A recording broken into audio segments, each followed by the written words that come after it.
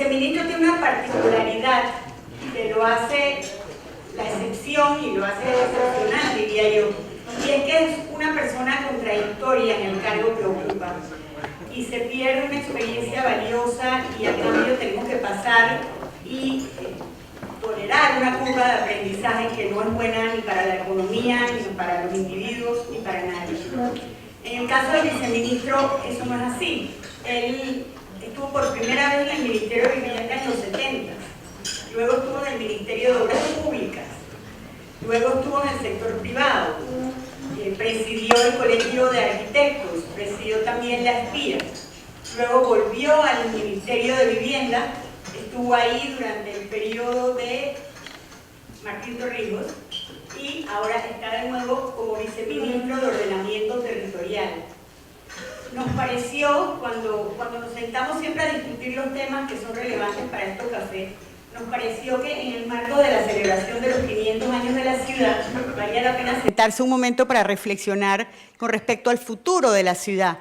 Cómo se está planteando, cómo se está conformando, cómo se está diseñando y planificando la ciudad que va a estar aquí por los próximos años.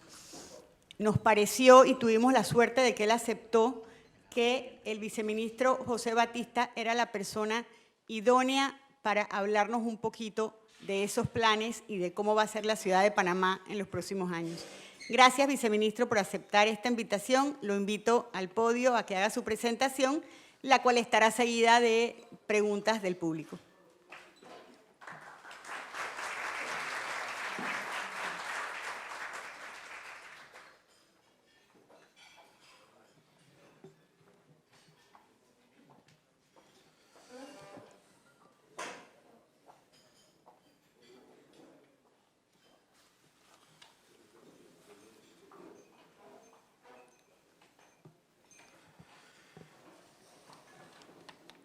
...15 de agosto de 1519. Pedro Arias de Ávila, noble español, conocido como Pedrarias, siguiendo instrucciones de la corona española, selecciona un emplazamiento ocupado por nativos que llamaban al sitio Panamá para fundar una ciudad que se constituyera en sitio de lanzamiento de expediciones en la costa pacífica del continente y centro de acopio y traslado de las riquezas tomadas para trasladarlas a Portobelo en el Caribe y de ahí a España. 500 años después, una metrópoli desplazada por el territorio circundante como colcha de retazos heterogénea, se esfuerza por alcanzar los postulados del arquitecto Jaime Lerner de los pilares fundamentales del desarrollo urbano: identidad, movilidad y sostenibilidad. Buenos días, señoras y señores. Laurentino Cortizo Cohen y la ministra de Vivienda y Ordenamiento Territorial, Inés María Zamudio, hacen extensivo un cordial saludo y el agradecimiento por hacernos partícipe de esta importante actividad. Repasemos brevemente los hechos relevantes de lo ocurrido en nuestra ciudad en el lapso de esos 500 años. Conociendo nuestro pasado, contaremos con mejores herramientas para construir el futuro. Ese 15 de agosto de 1519, Pedrarias funda una ciudad con el nombre de Nuestra Señora de la Asunción de Panamá. Su población era de 100 habitantes.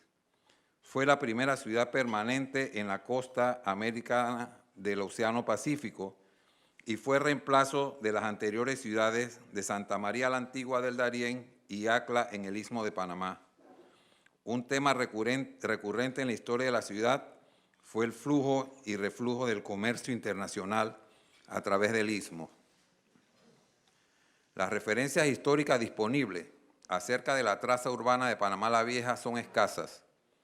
Los únicos datos de fuentes primarias que por ahora conocemos pueden ofrecernos información acerca del parcelario urbano de la antigua ciudad, y esos son los planos históricos.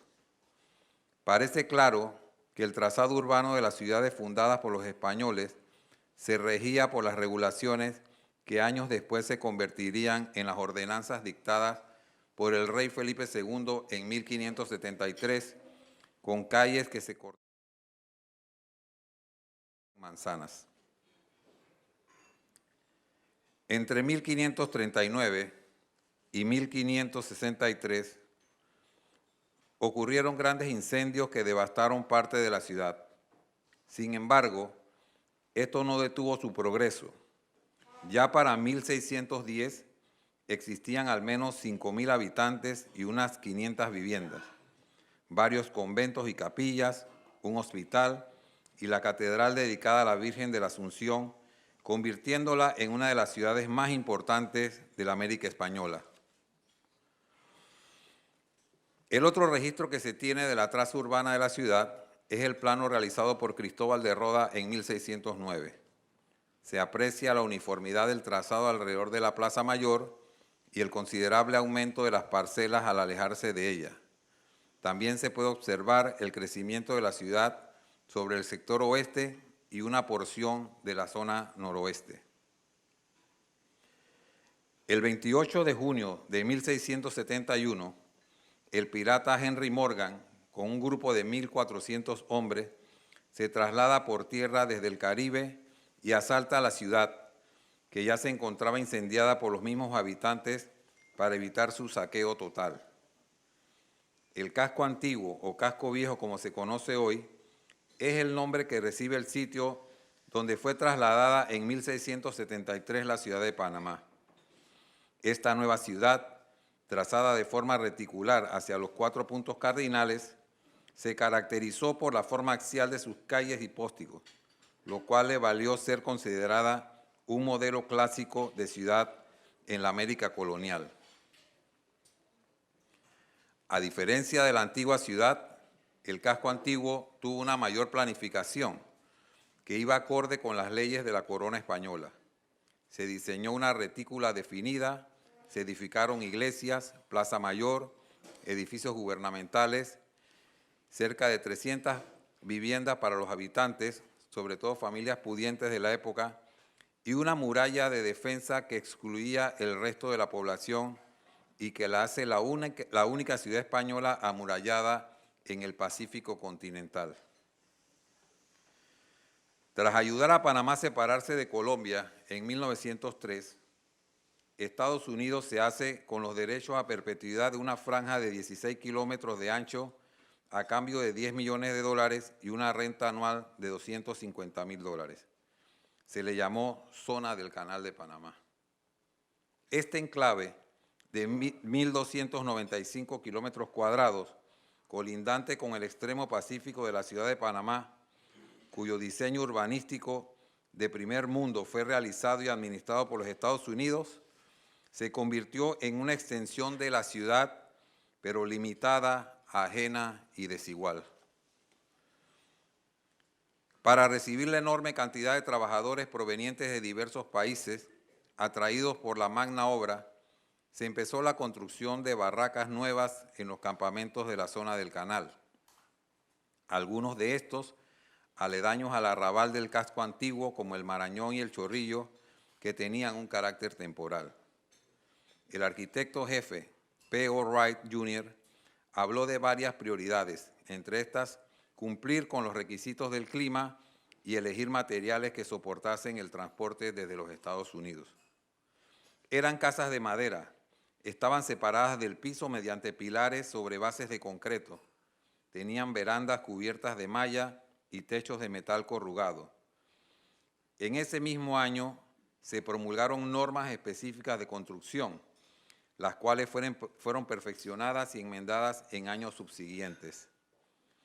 Las normas reglamentaban el tamaño de calles, habitaciones, vanos, balcones y portales, y exigían que toda edificación nueva estuviese o bien unida a sus vecinas o separada de ellas por una franja de 15 a 50 pies según el caso. Si la edificación era de madera, el piso tenía que estar a 3 pies sobre el suelo. Estas normativas estaban dirigidas al bienestar de los ciudadanos norteamericanos y por residuo a la ciudad de Panamá le llegó el beneficio de la calidad de la infraestructura y la influencia de los Estados Unidos en muchos aspectos de nuestra vida. 100 años atrás, junto con la apertura del Canal de Panamá, nuestra ciudad construyó también un nuevo barrio, La Exposición, hoy el corazón del corregimiento de Caledonia. Este lugar, que cuenta sobre los inicios de la historia republicana, es el primer sector no colonial de la ciudad. El barrio fue diseñado y urbanizado a partir de 1915 como zona planeada de expansión desde el centro histórico hacia el oriente por la avenida Central. Su nombre se debe a que en ese lugar se realizó una exposición internacional en 1916 por iniciativa del presidente panameño de la época, el doctor Belisario Porras. Fue un sector debidamente planificado con amplias avenidas sobrediseñadas para su época, con espacios públicos y una costanera predecesora de la cinta costera. Algunas familias adineradas ubicaron sus residencias en el nuevo barrio por las limitaciones de crecimiento del casco antiguo. Con el progreso económico derivado del Canal de Panamá, nuevas viviendas son requeridas y en terrenos colindantes con la playa de Miramar, sitio exclusivo de esparcimiento, se desarrolla el primer proyecto privado inmobiliario, llamado Bellavista, que por razones de rentabilidad económica descontinúa la expansión planificada de las vías desarrollada por Porras en la exposición. Este desarrollo dejó una gran herencia arquitectónica, el estilo bellavistino, como se conoce a la arquitectura neocolonial que surge en el Istmo durante la primera mitad del siglo XX y que refleja el destino de Panamá como país de tránsito. Quienes diseñaron la mayoría de las residencias en aquellos años eran arquitectos extranjeros, pues Panamá aún no contaba con una carrera de arquitectura establecida. Entre ellos destacan el peruano Leonardo Villanueva Meyer y el norteamericano James Wright y su socio el húngaro Gustavo Shea, a quienes se les atribuye el diseño de los aún sobrevivientes edificios Sousa, Hispania y Riviera de 1935 o la antigua residencia Toledano de 1937. El estilo se empleó principalmente en viviendas unifamiliares. Sus plantas eran en forma rectangular o de L. Contaban con patios exteriores e interiores, disponían de rejados de hierro, techos de teja, puertas y ventanas en forma de arco y balcones. También se utilizaba la piedra como elemento decorativo para las fachadas. Limitada por el mar y la zona del canal, surgió la gran necesidad de expansión o ensanche de la ciudad hacia el este. En 1938, el radio urbano comprendía los barrios de San Felipe, Santana, El Chorrillo, San Francisco de la Caleta, Río Abajo y Pueblo Nuevo de las Sabanas. En 1940 se contrató al urbanista austriaco Karl Brunner, quien presentó en el 41 un diagnóstico sobre los problemas urbanísticos de la ciudad.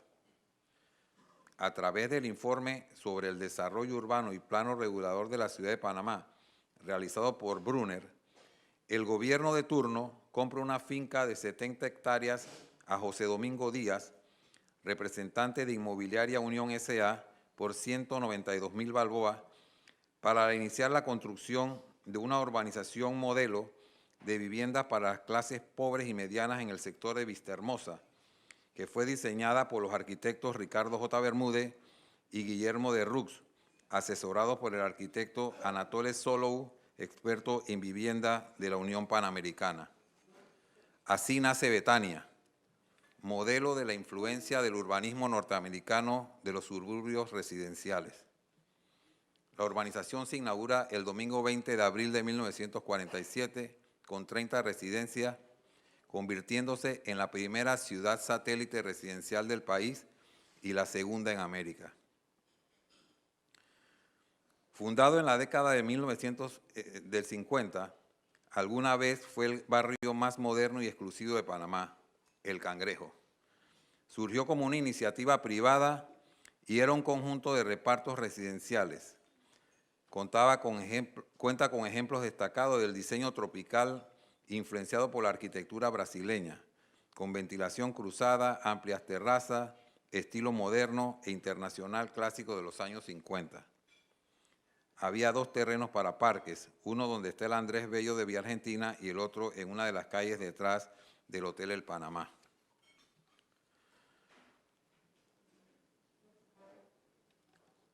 Sus inicios se remontan a la década del 40. La idea nace por empresarios panameños dirigidos por Guillermo Arango. Los arquitectos a cargo de este proyecto fueron el norteamericano Edward Stone y el ingeniero noruego Fred Severan. Les tomó 5 años ver su obra finalizada, ya que al comienzo fue difícil su construcción por lo escabroso del terreno. El Panamá Hilton, primer nombre que se le dio, abrió sus puertas el 15 de enero de 1951. Punta Paitilla nació a finales de la década del 60. Era un accidente geográfico en plena bahía de Panamá que albergaba tan solo un par de edificios altos como el Hotel Holiday Inn. Por la ubicación de la sinagoga, atractivo para los hebreos, se ha convertido hoy en un laberinto de calles rodeada por torres de apartamentos de gran altura. Antes aparece Miraflores como un barrio periférico, muy próximo al límite de la ciudad, decretado por acuerdo municipal en 1953 y al límite con la antigua zona del Canal. Fue la primera barriada residencial de educadores en Centroamérica, fundada por Sara Sotillo, dirigente del Magisterio Panameño Unido y modelo de desarrollo cooperativo. La ciudad sigue extendiéndose hacia el este con el mismo modelo de suburbios de baja densidad, con los consecuentes problemas de movilidad y provisión de servicios, y hacia el oeste más allá del canal. En medio, con la reversión de la zona del canal, se mantiene un oasis de desarrollo conocido como áreas revertidas, controlado y protegido por la Ley 21 de 1997. En medio de todo este desarrollo regulado y formal, camina paralelamente otro, el informal, las llamadas barriadas brujas por su surgimiento de la noche a la mañana y entre las cuales destacamos Loma de la Pava, San Sebastián y Boca de la Caja. Tiene su máxima expresión en este desarrollo en San Miguelito, constituido en distrito en la década del 70. Los mayores usos de suelo a nivel del distrito de San Miguelito están representados por las categorías residenciales de baja densidad, rastrojos y pastos y bosques secundarios. El desarrollo de estos extensos modelos de ocupación del territorio, donde no existen más que vivienda, sin provisión de servicios públicos ni acceso a los centros de trabajo, ocio y comercio, conlleva la necesidad de largos traslados basados en el uso del automóvil particular. El crecimiento urbanístico en San Miguelito históricamente no ha sido planificado, por lo que las viviendas se caracterizan en ciertas áreas por ser de autoconstrucción y producto de migraciones e invasiones, por lo que es frecuente que en la época de lluvia se presenten deslizamientos y derrumbes de casas que se encuentran en este tipo de comunidades. Ubicado adyacente al sitio donde Pedraria fundó la ciudad casi 500 años antes, en el año 1995, fue presentado el proyecto urbanístico Costa del Este a la luz pública.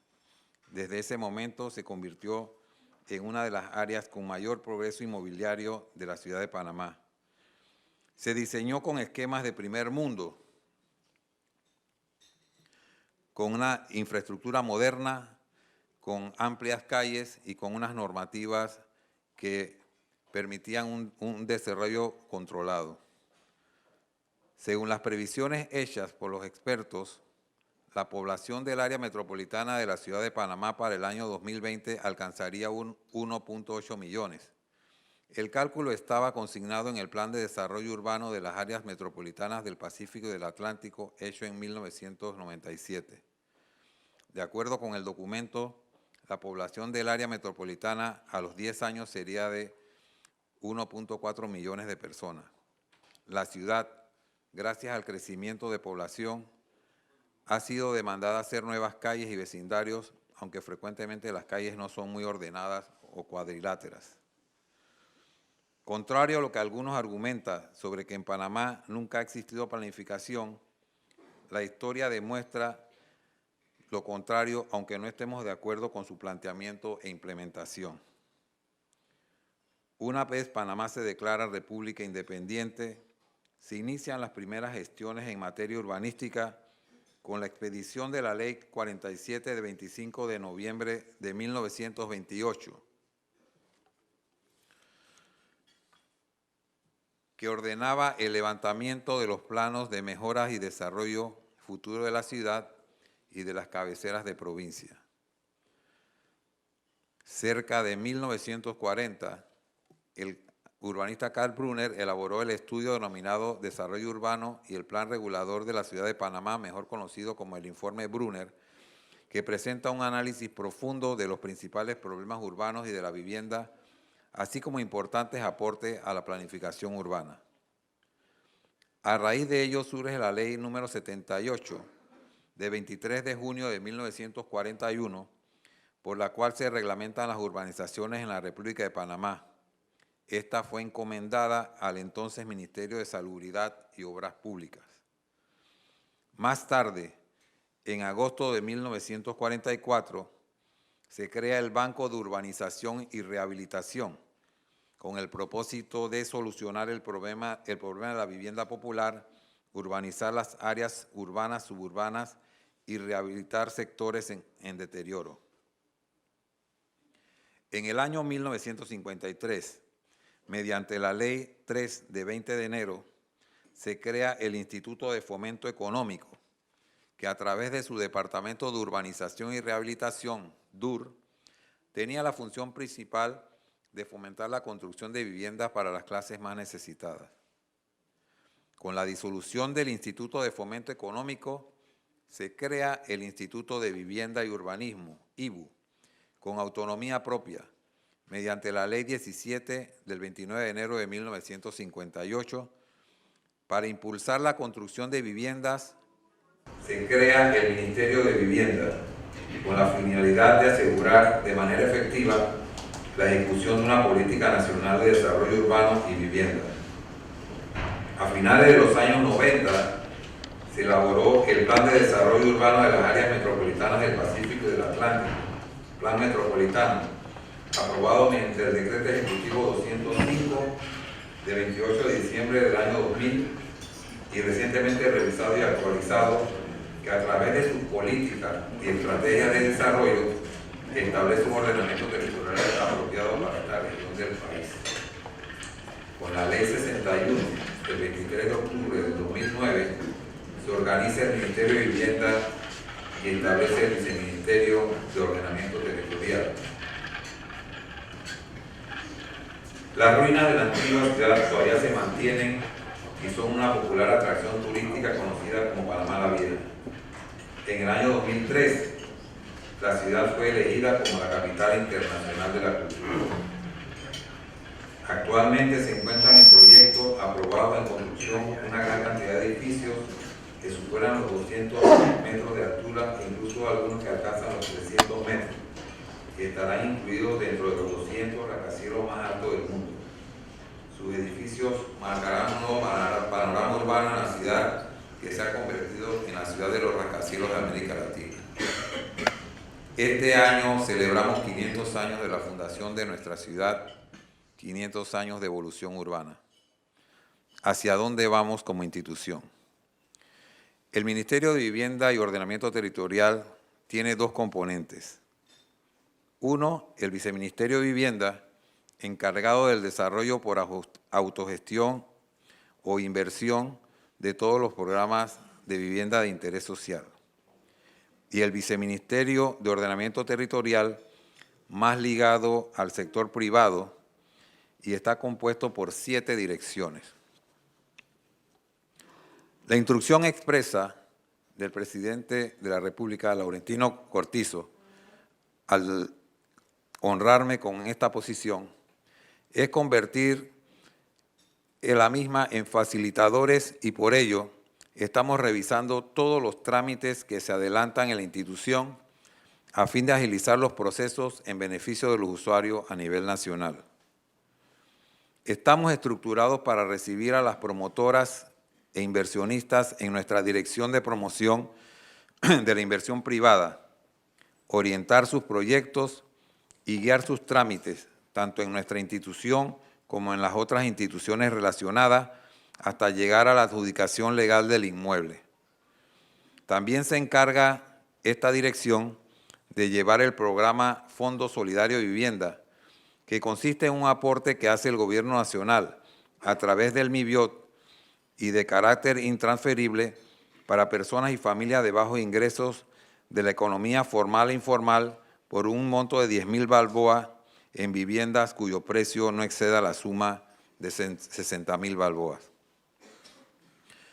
Contamos con una dirección de ordenamiento territorial que se encarga de verificar en forma estratégica a nivel nacional que las urbanizaciones, asentamientos y demás sectores cumplan con brindar una mejor calidad de vida y aporten al desarrollo sostenible de las personas en la sociedad. Aunado a ello, atendemos trámites de zonificación, cambio de códigos, asignación de terrenos y certificación de uso de suelo, entre otros en la Dirección de Control y Orientación del Desarrollo. Todas las direcciones están ligadas. Por ejemplo, la de propiedad horizontal, que se encarga de orientar, acoger y resolver las solicitudes de incorporación al régimen de copropiedad, aprobar el uso o destino del edificio y el nombre bajo el cual se ha de registrar. También verificar en campo mediante la inspección las peticiones según solicitud. Cada dependencia necesita de la otra para trabajar. Tal es el caso de la Dirección de Investigación Territorial, pues a través de ella se establecen normas y reglamentaciones sobre ordenamiento territorial. Se crean medidas necesarias para su cumplimiento en la elaboración y proyectos coyunturales especiales. Todos estos proyectos pueden lograrse con mayor efectividad a medida que se elimine la tramitología en las sedes del MIBIOT a nivel nacional, en cumplimiento con lo prometido por el presidente Laurentino Cortizo. Desde la institución hemos iniciado un proceso de descentralización de trámites. Empezamos con la Dirección de Ventanilla Única, que hasta el pasado 26 de julio se encargaba de realizar todos los trámites de aprobación de planos de urbanización desde la sede del MIBIOT en Plaza Edison. Por medio de la resolución 511, se autoriza a la regional del MIBIOT en Chiriquí a revisar y aprobar los planos de urbanizaciones y parcelaciones en sus diversas etapas. Hoy inició el proceso de descentralización de Ventanilla Única que atenderá en la regional ubicada en Santiago los planos que se produzcan en Veraguas, Los Santos, Herrera y Coclé. Igualmente, se aprobarán regionalmente las segregaciones de lotes. Cerca de 14.000 segregaciones de lotes del interior se atendían actualmente en la sede principal. Estas acciones van encaminadas también para que se puedan realizar trámites de certificaciones de servidumbre en cada provincia. Estos procesos se adelantaban en la sede del MIBIOT de Panamá, incluyendo el pago de las mismas, y para mayor efectividad se ha creado una cuenta en el Banco Nacional de Panamá. En todas las provincias se podrán atender estos pagos. Esta simplificación de trámites abarca a la Dirección de Arrendamientos, que trabaja para que particulares y comerciales registren y formalicen contratos a nivel nacional, de modo que el depósito de garantía, que en la administración pasada se mantuvo en una cuenta común del Estado, vuelva a una cuenta aparte e independiente, a fin de que esté disponible para sus reales dueños, es decir, los arrendatarios y los arrendadores.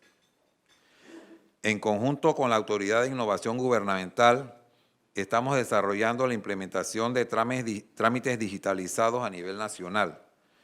Estas nuevas disposiciones coadyuvarán al cumplimiento con las normas y redundarán en la modernización y transparencia que exige la ley y en beneficio directo de los usuarios. Cada proceso se va a fortalecer con legislaciones que incluyen actualizar algunas leyes, como la de arrendamiento y propiedad horizontal, y el decreto de reglamento de urbanizaciones, que han quedado desfasadas a través del tiempo. Y para ello contamos con el apoyo del ministro consejero José Alejandro Rojas, con quien además estaremos trabajando coordinadamente la ley de intereses preferenciales y la de leasing inmobiliario, entre otros aspectos de importancia. Nos encontramos gestionando con instituciones como el Banco Interamericano de Desarrollo, asimismo con el Banco de Desarrollo de América Latina y otras entidades que se encargan de realizar estudios sociales en materia de vivienda para desarrollar políticas de espacio público, asentamientos informales, vivienda social y otros. Reiteramos nuestro compromiso expresado en el Plan de Acción Uniendo Fuerzas con las nueve tareas que tienen como objeto principal revisar y ejecutar las políticas de ordenamiento territorial, concluir los programas de vivienda social, conversar con diferentes sectores la propuesta de Reglamento Nacional de Construcción que haremos efectivas con el apoyo de todos ustedes. Muchas gracias.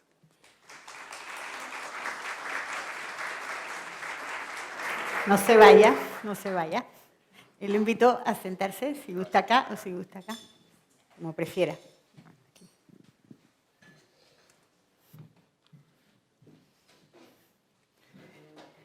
Muchas gracias por esa exposición que nos ha llevado desde el pasado y nos ha traído hasta este momento.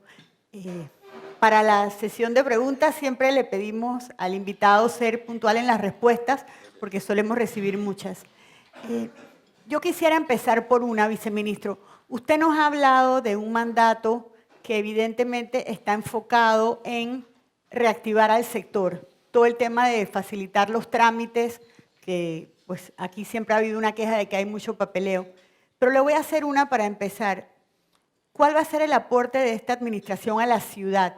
Más allá de la reactivación del sector, ¿cómo va a quedar la ciudad después de esta administración en los planes de ustedes?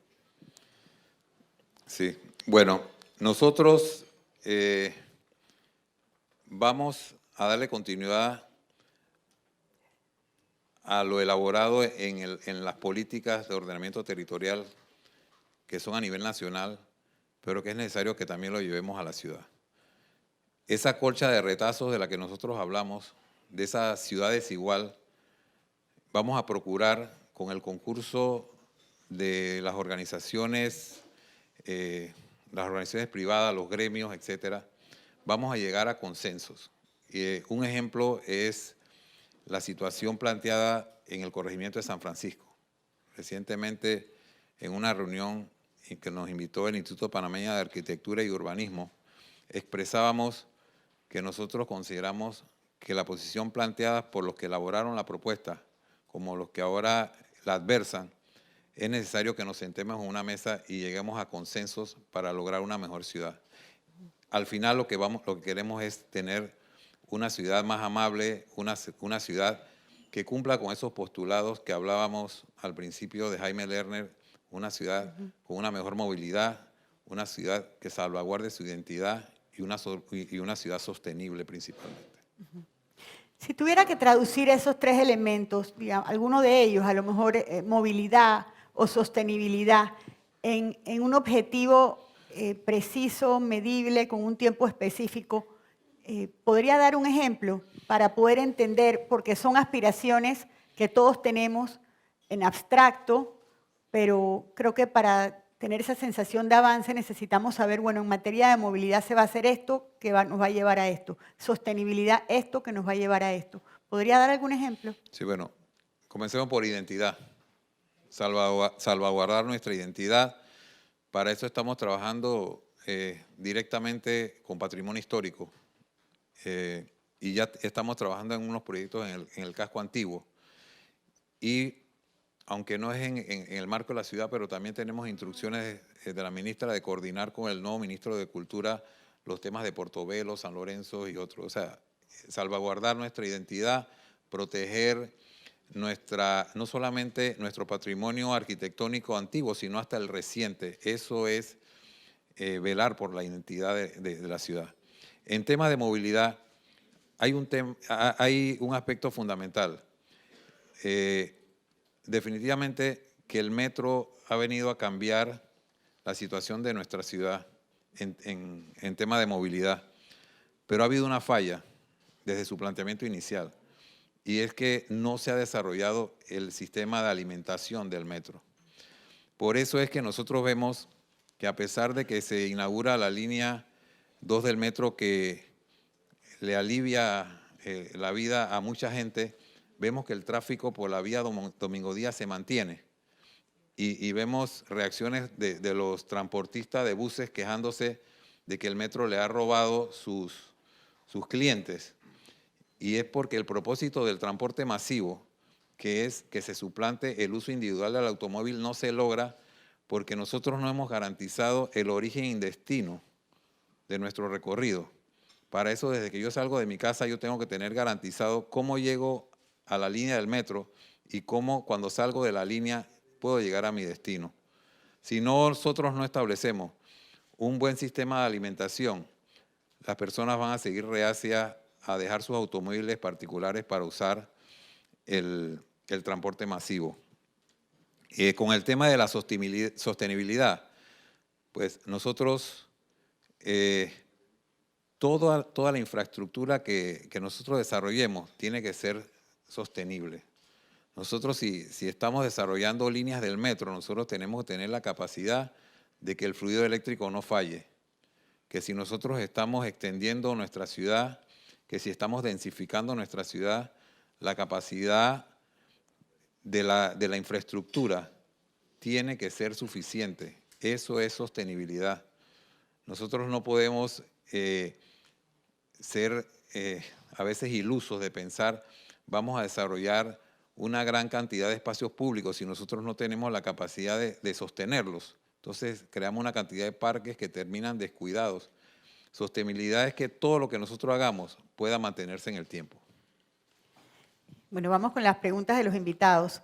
Aquí uno plantea, vemos muchos planos y proyectos aprobados que no cumplen con la densidad según la zonificación que tenemos. ¿Cómo van a garantizar a la comunidad que esto se cumpla con los proyectos ya iniciados?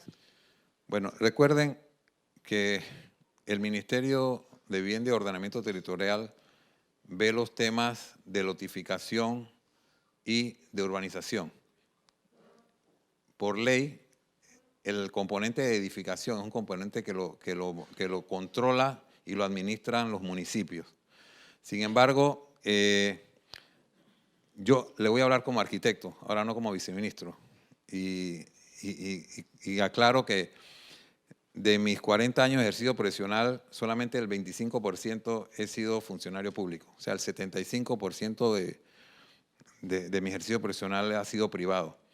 Yo no conozco, habrán excepciones, pero yo no conozco ningún arquitecto que haga un proyecto fuera de unas normas. Es posible que nosotros no estemos de acuerdo con las normas, pero hay unas normas que nos rigen. Esos proyectos que dicen que las personas construyen fuera de la densidad, muchas veces desconocimiento de los ciudadanos. Por eso nosotros en la anterior administración colocamos el documento gráfico en la web para que cualquier ciudadano pudiese ubicar vía internet su lote y conocer cuál es el uso de suelo de su terreno. Yo le digo, hay lugares como en barrios como la Alameda, que es una zonificación RE, que el barrio se desarrolló con viviendas unifamiliares, pero la norma permite edificios. Yo que he construido mucho en esta área, había unos clientes que me decían, ¿cómo permitieron este edificio? Porque la norma lo permite. Entonces, yo creo que los ciudadanos deben informarse un poco de cuál es la realidad del sitio donde viven, cuál es el uso de suelo y cuál es la potencialidad del mismo. El invitado pregunta, ¿se creará un departamento de urbanismo que además reglamente la movilidad? Bueno, eso es parte de lo que maneja el ministerio actualmente, ¿no? En la Dirección de Ordenamiento Territorial se analiza no solamente la distribución de los usos de suelo, sino que se maneja integralmente todo el tema de la infraestructura, incluyendo el tema de la movilidad. pero definitivamente que hay otros entes especializados del Estado con los que nosotros trabajamos conjuntamente. Esto lo trabajamos en paralelo con las otras instituciones. Trabajamos muy de cerca con la Secretaría del Metro. Es más, la definición de las áreas de influencia de cada línea son desarrolladas en el Ministerio de Vivienda en la Dirección de Investigaciones Urbanas.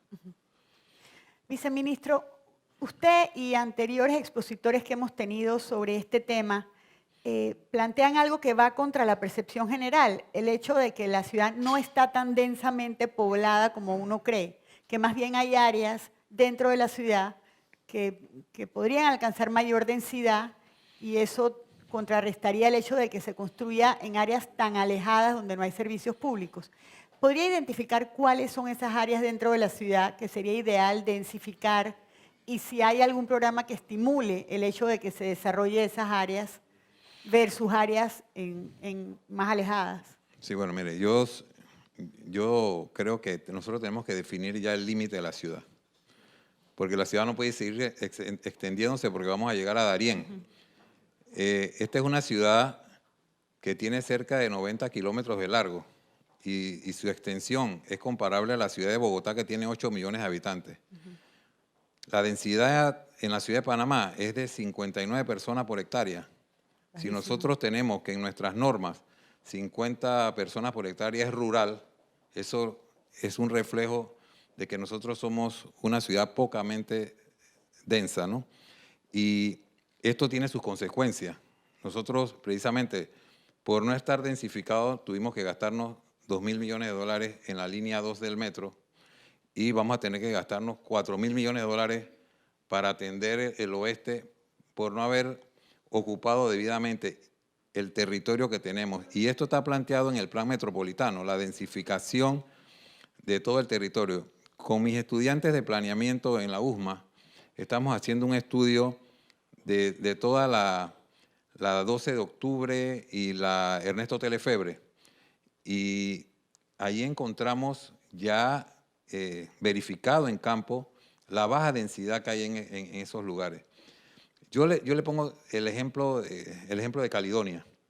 En Caledonia hay muchos espacios, muchos de estos lotes que son del Estado y que deberían aprovecharse para el desarrollo, porque nos vamos haciendo construcciones en la periferia donde tenemos que suministrar infraestructura. Y es que la infraestructura no es solo la infraestructura física, no es alcantarillado, acueducto, electrificación, sino la infraestructura social. Claro. Entonces, tenemos una infraestructura social que no está debidamente aprovechada. Tenemos, inclusive, hay escuelas las cuales se está planteando cerrarlas por la baja asistencia que tienen. Entonces, podríamos, con la densificación, aprovechar la infraestructura social y física existente y eso sería mucho más rentable para la ciudad. ¿Y tienen o van a aplicar mecanismos para incentivar justamente la densificación en áreas como Caledonia, la 12 de octubre que usted menciona?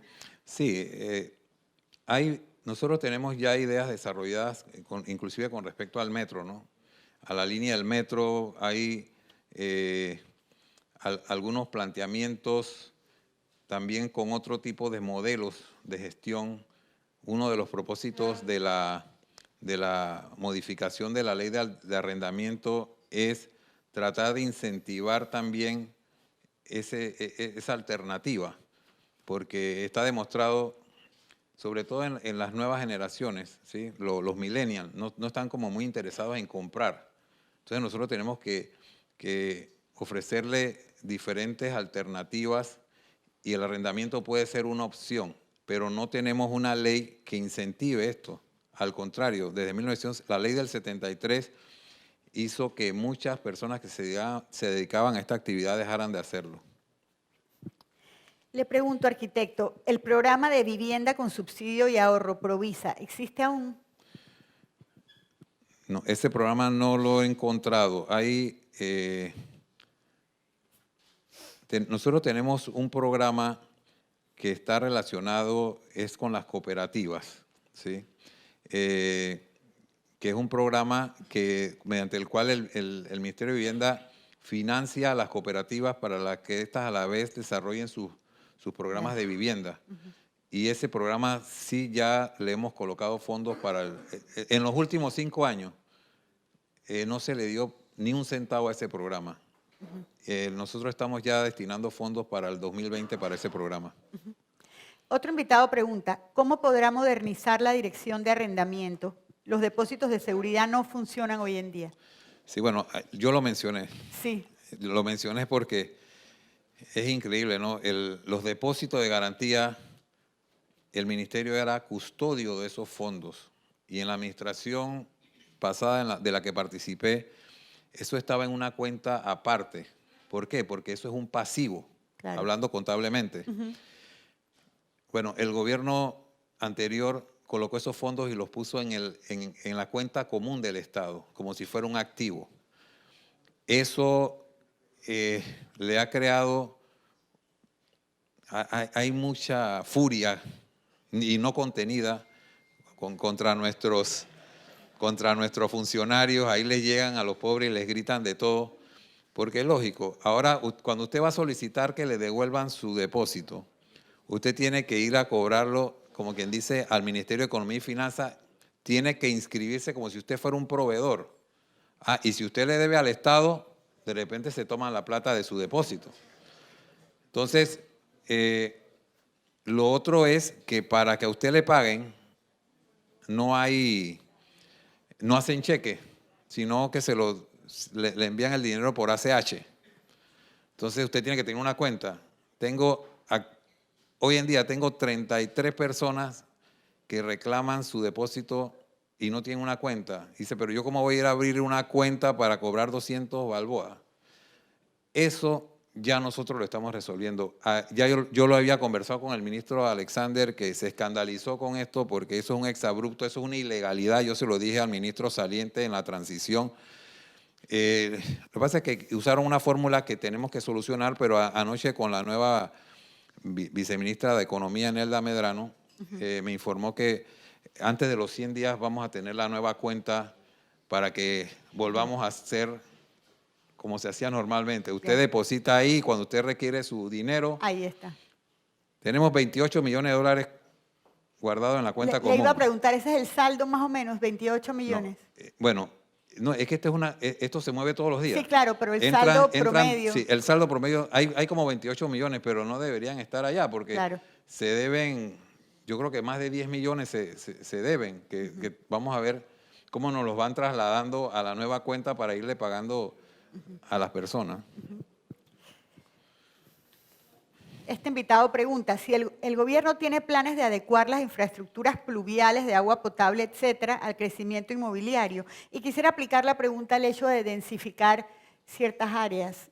Eso tiene que estar acompañado de infraestructuras acordes, ¿no? Mire, el tema, yo sé que algunos dirán que exagero, pero puedo hablar con pruebas, ¿no?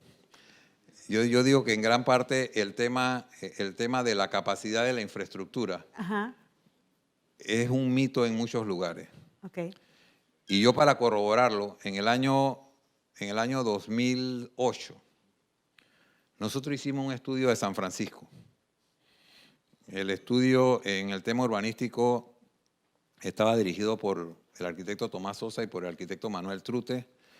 En el tema de movilidad y tránsito estaba el ingeniero Angelino Harris, y en todo el tema de alcantarillado, acueducto,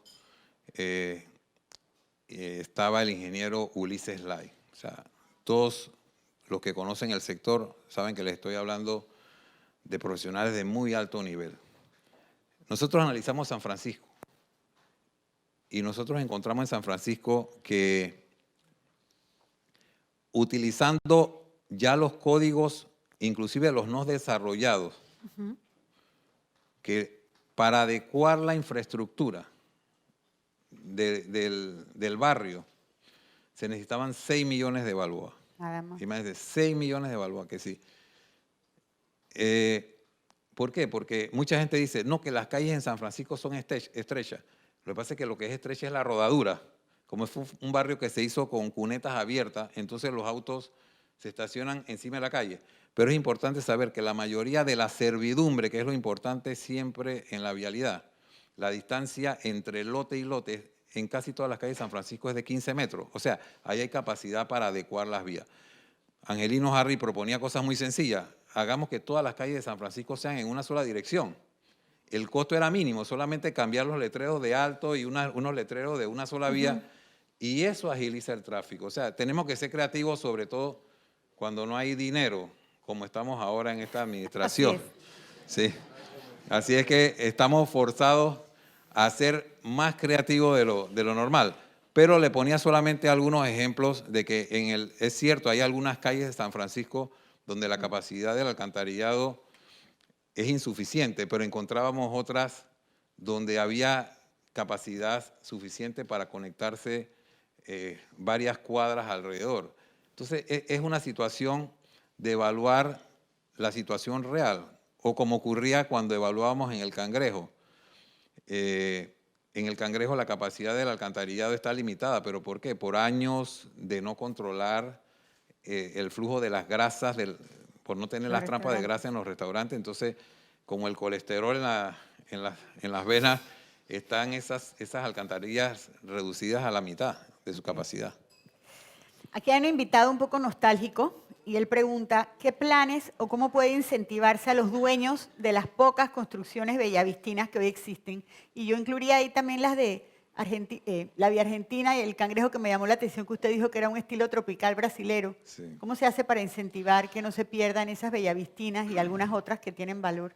Bueno, mire, yo reconozco que hubo un error en años atrás, cuando Bellavista se declaró patrimonio cultural. Porque si se quería proteger, tenía que declararse patrimonio histórico. Yeah. ¿Por qué? Porque las modificaciones en el patrimonio histórico requieren de una autorización gubernamental. En cambio, cuando se declara patrimonio cultural, si se va a hacer una modificación, usted solamente tiene que ir a anunciarle al gobierno, yo pienso hacer esto. Y el gobierno le puede decir, ay, no lo haga, pero usted está libre de hacerlo o no. Entonces, al declararlo patrimonio cultural, se generó como una ansiedad de los propietarios diciendo, el próximo paso va a ser histórico, patrimonio histórico, y comenzó una masacre, podemos decir, de edificios hermosos en el barrio, sí, que la gente los tumbó antes que se los limitaran. Esa declaratoria a nosotros nos sorprendió porque estábamos ya trabajando con un consultor del BID en nuevos modelos de gestión. Y uno de los incentivos que estoy hablando con el BID para ver si retomamos esas ideas.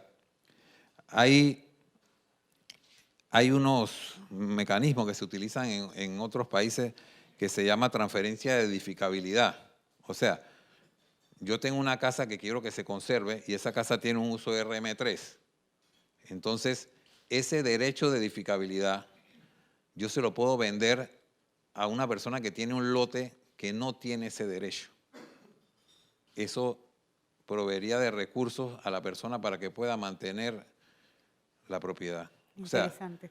O sea, son algunos modelos de gestión que tenemos que desarrollar para lograrlo. Y bueno, otro invitado pregunta si no han pensado en incentivos para construcciones verdes, como el uso de energías limpias o construir con menos vidrio los edificios. Bueno, miren, yo siempre digo que en Panamá la única ley que hace falta es una ley que diga hay que cumplir todas las otras leyes.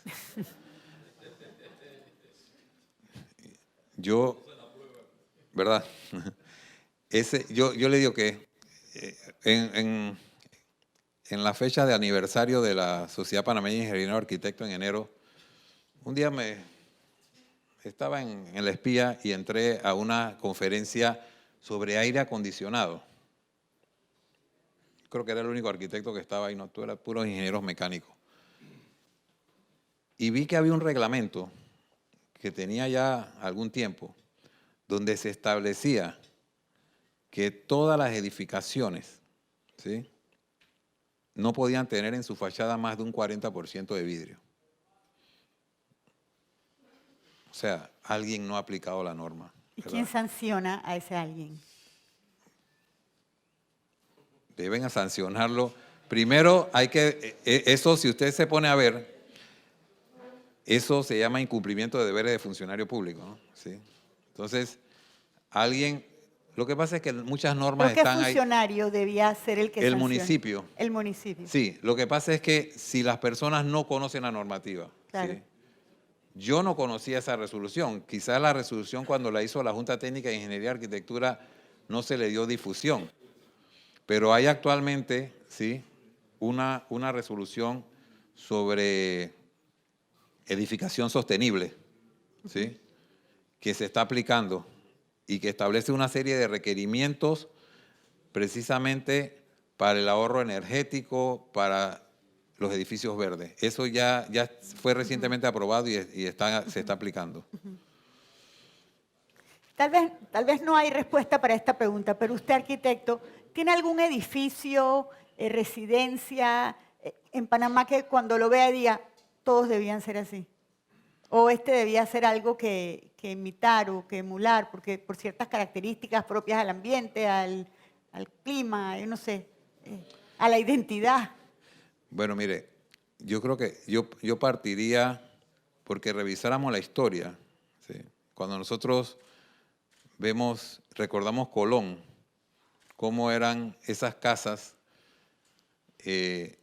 con esas aceras cubiertas por los balcones, que a la vez en sus espacios superiores eran espacio público. Nosotros hemos ido olvidándonos del clima. Por eso yo le digo a mis estudiantes, cuando ustedes me diseñan esos edificios con esos balcones totalmente expuestos y después ustedes pasan a los meses y ven que le pusieron una tolda, yo digo, ustedes fracasaron como arquitectos. ¿Sí? Claro, porque cuando el usuario resuelve es porque usted no resolvió. Entonces nosotros tenemos que trabajar en nuestras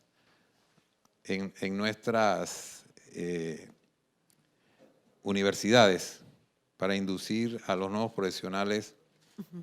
Pero sí tenemos muchas obras que pudiese destacar. No lo voy a mencionar porque después mis colegas del Colegio de Arquitectos se ponen algunos celosos porque no los mencioné. Bueno, ahora cuando terminemos, que ya no estemos con micrófono, lo comentamos. Le digo. Arquitecto, ¿en qué tiempo estima tendrá la normativa de lo anunciado con respecto a la ampliación del tramo de interés preferencial y el leasing inmobiliario? Bueno, mire, yo sabía que me iba a preguntar eso. No sé. Así es que anoche hablé con el viceministro Almengor. Estamos aspirando que la próxima semana en el gabinete estamos llevando la ley de intereses preferenciales. La próxima semana. Y antes de cumplirse los 100 días de gobierno, vamos a tener la de leasing inmobiliario. Y otra pregunta también con temas relacionados a nuevas leyes. Dice, el proyecto de ley de las asociaciones públicos-privadas da cabida para el MIBIOT y proyectos de ordenamiento territorial. Sí, esa es una ley amplia, donde, es más, ya se me han acercado algunos desarrollistas planteándome algunas ideas al respecto. Yo creo que han leído la ley que fue aprobada ayer en primer debate. Le abre muchas posibilidades a muchos empresarios que ya comienzan a desarrollar sus propuestas. Esta pregunta es sobre un tema que ya tocamos, la vuelvo a plantear por si hay algo que añadir. Dice, nuestro desarrollo urbano ha favorecido el desplazamiento y la desconexión del tejido urbano debido a las barriadas urbanizaciones cerradas. Bueno, no es la lejanía, sino el hecho de que son cerradas. ¿Qué planes existen dentro del MIBIOT para favorecer la cercanía y la conectividad en barrios socioeconómicamente diversos? Bueno, mire, traté de expresar de que la presencia norteamericana sigue manteniendo su influencia con respecto al modelo urbanístico. Seguimos teniendo una ciudad hecha para el automóvil. Por eso es que se han desarrollado y se siguen desarrollando los suburbios. Ya los Estados Unidos va de regreso de eso. Por eso ahora nosotros vemos de moda en Estados Unidos el neurbanismo. El neurbanismo no es otra cosa que el modelo europeo. las pocas muestras que nosotros podemos indicar del modelo europeo es vía Argentina. Por eso a los extranjeros, los europeos, les gusta mucho vivir en el sitio, porque la gente vive arriba y en la planta baja desarrollan sus actividades de todo tipo. Ese modelo es lo que yo le planteaba a las personas en el IPAUR el día que hablábamos sobre San Francisco. San Francisco puede tener muchos edificios modernos, pero no es amable.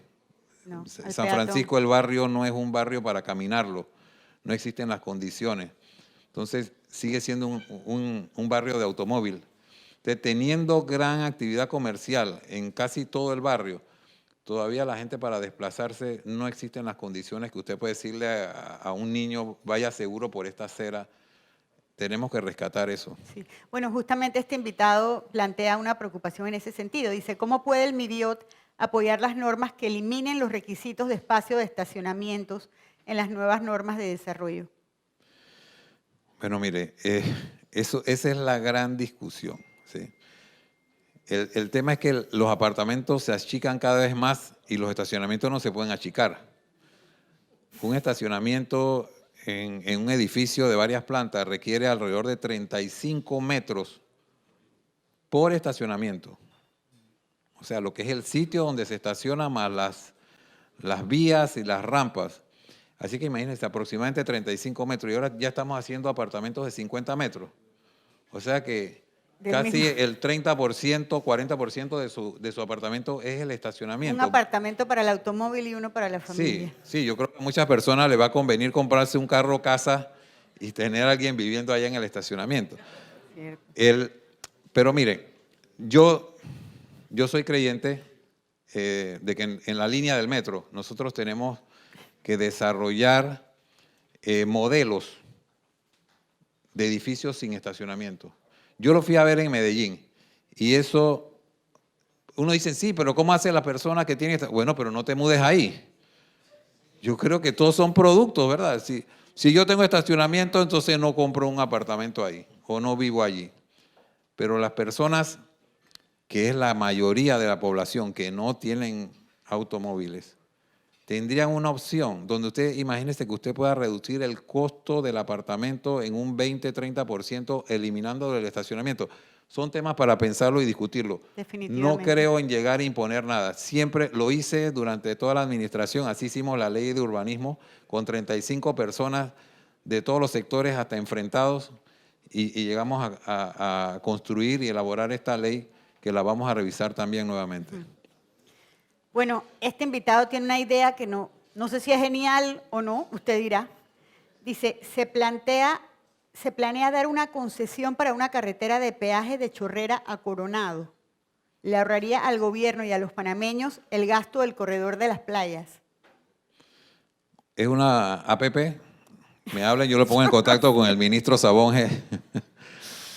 Bueno, Ese es una APP, por ejemplo. Sí. Alguien que plantee eso como un negocio y plantea la carretera, la construye y la opera durante X cantidad de años. Esa es una asociación público-privada. Perfecta. Bueno, y este invitado pregunta, ¿por qué no actualizar el mapa de zonificación con modificaciones en la Gaceta Oficial? Bueno, no es en la Gaceta Oficial. Nosotros eso lo tenemos en el documento gráfico que está en la web. Pero quiero decirle algo que urgentemente voy a sentarme con las autoridades del municipio de Panamá. Como el municipio de Panamá, producto de la Ley 6, se convirtió en autoridad urbanística, es el único en el país porque tiene la capacidad administrativa, financiera y técnica para hacerlo. Los trámites de cambio de uso de suelo en el distrito de Panamá se tramitan y se aprueban en el municipio. Yeah. Entonces, por la situación de conflicto que hubo entre el municipio y el ministerio en la administración anterior, esa información producida en el municipio no se trasladó al ministerio. Entonces, el documento no está actualizado. Entonces, las personas recurren al documento, pero ahí no está la información.